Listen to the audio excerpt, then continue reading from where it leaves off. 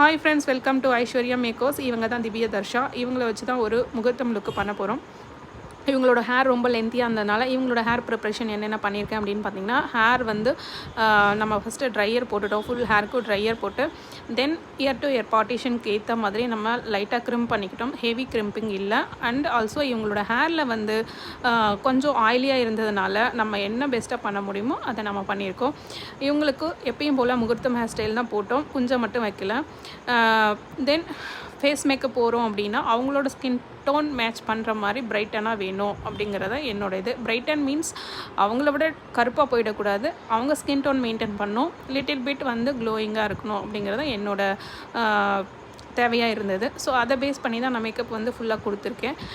தென் இவங்களோட சாரீ கலருக்கு ஏற்ற மாதிரி ஐலுக்கு மோனோக்ரோமேட்டிக் ஐலுக்கு கொடுத்துட்டு இவங்களோட மேக்கப்பை நான் ஃபினிஷ் பண்ணியிருக்கேன். எப்படி இருக்குது அப்படிங்கிறத நீங்கள் பார்த்துட்டு கமெண்டில் உங்களோட ஒப்பீனியனை ஷேர் பண்ணுங்கள்.